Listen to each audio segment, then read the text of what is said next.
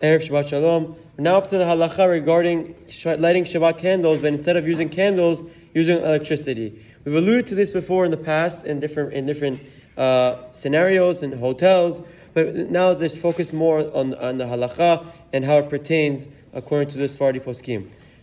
We understand, we said this before, we'll say it again very quickly. What's the main idea behind the Shabbat candles? Was to make sure there was light in the house, so there's shalom bayit, so there's peace and camaraderie amongst the husband and wife and the children. Imagine a dark room, the husband comes home, he stubs his toe because it's dark, he'll get annoyed, he'll get angered. So to avoid any scenario of, God forbid, issues of shalom bayit, Chachamim instituted hadlakat nerot Shabbat, that women should light the Shabbat candles to make sure there's light in the house, so there is more shalom and more peace amongst the husband. Now, Rabbi Chaim explains today the candles are nice, but the best source of light that we have is our electricity. Baruch Hashem, we live in an age where electricity is every house has it. Every inch of the house is lit up at night. You can't tell the difference between night and day when you're at home and the lights are on.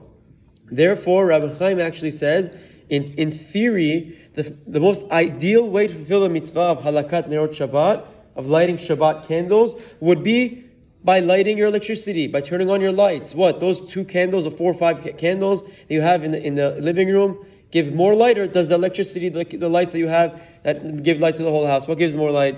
So obviously, because that's that the electricity goes. Nevertheless, there are some poskim that say there's a machloket if electricity can work. So Rav Ovadia himself writes that ideally you should use candles, and if not, if you're in a place where you can't, you can make the beracha, then light the electricity. Rabbi Chaim, in theory, disagrees and says electricity is even better. It's just something hard to change the women, because for thousands of years, women were lighting candles. So I wouldn't say fight it and say, stop doing that to do this, but to understand that turning on the electricity and the lights that we have is a very viable and a fantastic alternative to literal fires. Rabbi Chaim always is worried that, God forbid, turning on the real flame and leaving the candles is always a grave fire hazard, and for that reason he likes the electricity more. But nevertheless, that's the halakha in terms of using electricity. The next halakha is in a place where you're not allowed to light a fire, like a hotel, a hospital, a woman who just gave birth is in the hospital, or you're in a hotel, they don't let you. That goes without saying. Even Rav Ovadia says, make the bracha on the electricity, turn on the light, leave the light on for the entire Shabbat. The closet light or wherever, the hallway, that doesn't interrupt your sleep. But that, without a doubt, even Rav Ovadia would agree 100%. You can make the beracha, and that suffices. Now, last halacha is, do I need to turn off the lights and then turn them back on? How does that work?